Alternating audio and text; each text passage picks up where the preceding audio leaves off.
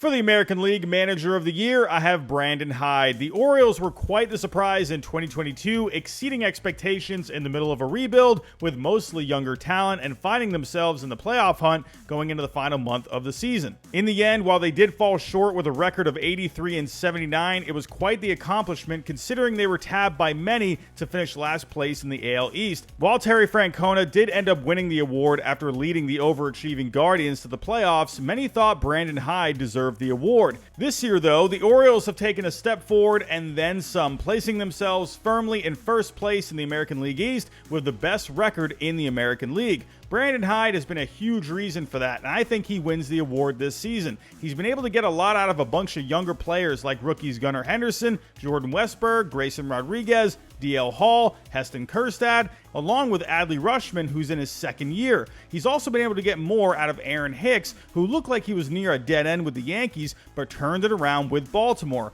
He's also led the best bullpen in the American League, who ranked first in the American League in Fangraph WAR and second in the major leagues. Brandon Hyde, to me, should win this award. For the National League Manager of the Year, I have David Bell. Speaking of an overachieving team, the Cincinnati Reds have taken a similar approach to the 2022 Orioles this year and currently find themselves in the hunt for a wild card spot at the time of this recording. While there are some great teams in the National League led by great managers like the Braves with Brian Snitker, who have won their 5th straight NL East crown, the small market Brewers with Craig Counsell, and Dave Roberts yet again leading the Dodgers to their 9th NL West crown in the last 10 years, David Bell deserves a lot of credit for the overachieving Reds. He's been able to get a lot of offensive production out of younger players like Elly De La Cruz, Matt McLain, Spencer Steer, Noelvi Marte, Will Benson, and Christian Encarnacion Strand. He's also worked around injuries to pitchers Hunter Green and Nick Lodolo, putting trust in other younger pitchers like Andrew Abbott and Brandon Williamson. He's also managed one of the better bullpens in baseball, who rank 4th overall in the major leagues. While the Reds will most likely fall short of the playoffs unless they get a miracle run in the final few days,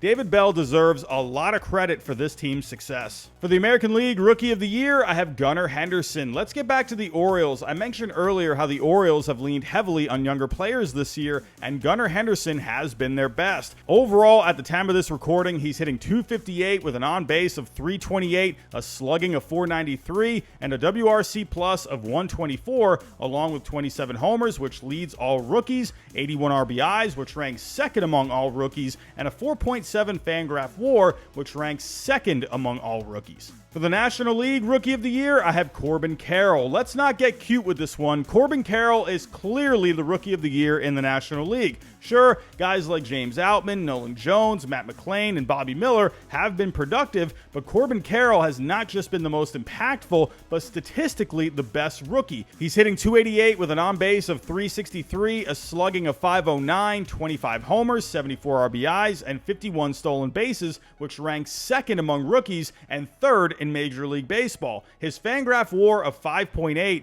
easily leads all rookies and ranks 9th overall in the major leagues. For the American League Cy Young, I have Garrett Cole. Even though the Yankees did have a dud of a season, one bright spot was Garrett Cole, and I think he finally did enough to land the first Cy Young award of his career. While there are some strong contenders like Kevin Gausman, Sonny Gray, and Luis Castillo, Cole is the most balanced when it comes to all the numbers. After a complete game shutout against the Blue Jays to end his season, he's first in the American League in ERA with a 2.63 and 4th in FIP with a 3.17. While he is 8th in strikeouts per 9 with 9.7, which is behind Gausman and Castillo, he ranks 5th in the American League in walks per 9, all while leading the American League in innings pitched. All in all, he ranks second in Fangraph WAR in the American League with a 5.2 and first overall in Baseball Reference WAR with a 7.5. Overall, I think he has the best resume that should bring home the award. For the National League Cy Young, I have Blake Snell. This one has come down to the wire with most people considering Blake Snell and Justin Steele the frontrunners,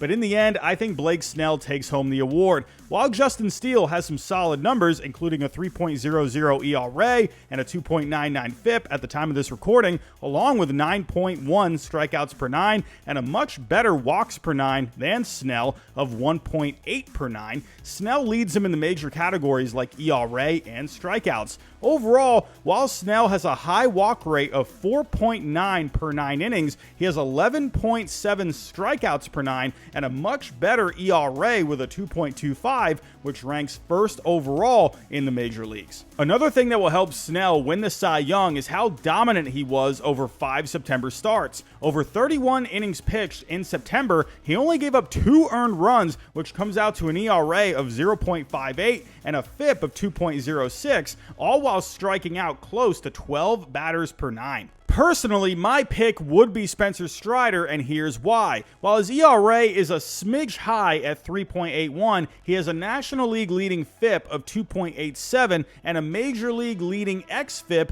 of 2.90, all while leading the majors in strikeouts per 9 with a whopping 13.5. In the end, the voters prefer ERA over FIP and xFIP, which will definitely go in Snell's favor, but I think Strider is significantly better than what the ERA shows. For the American League MVP, I have Shohei Ohtani. It was sad to see the plug pulled on Shohei Ohtani's season early, but it really shows just how good he was this season. In the end, he played 135 games, hitting .304 with a .412 on base, which ranks second in the majors, a slugging of .654, and a WRC plus of 179, both of which rank first overall in the major leagues. Along with this, he has an AL leading 44 homers along with 95 RBIs. And of course, with Ohtani, he can pitch too, and posted some solid numbers on the mound before going down with an elbow injury. Over 23 starts, while his FIP was at a 4.00, he had an ERA of 3.14 while striking out 11.3 batters per 9. When you combine the offense and the pitching, he totaled a Fangraph WAR of 9.0 and a Baseball Reference WAR of 10.1,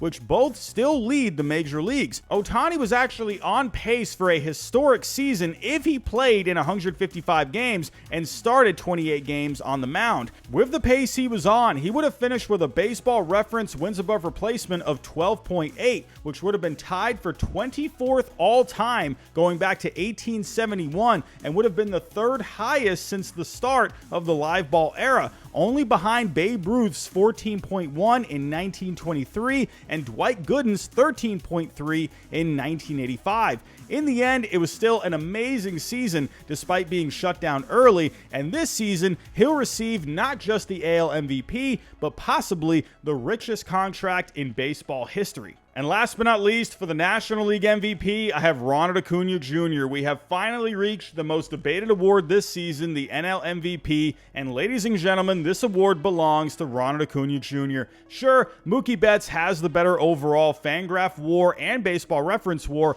at the time of this recording due to his better defense, but Acuna has clearly been the better offensive player. While Betts is having a stellar season, hitting .309 with a .410 on base, a .590 slugging, along with 39 homers, 105 RBIs, and 13 stolen bases, Acuna is simply on another level. As of right now, Acuna leads Betts in all 3 parts of the slash line, hitting .336 with a .414 on base and a .596 slugging, and currently has 2 more homers than Betts with 41. Where Acuna sets himself apart, though, are the stolen bases, which he leads the majors with 70, and he literally created his own club, the 40-70 Club, which is quite frankly unbelievable. If you need any more arguments in favor of Acuna, just look at how strong he's been to finish the year. Sure, Betts had an amazing August in which he posted a stupid 1.355 OPS with 11 homers, but he's only posted a 748 OPS in September. Acuna, on the other hand, has been going off this month, posting an awesome 1.105 OPS with 11 homers. This isn't a knock towards Mookie at all. He's been amazing this year, and I will love him forever. But Acuna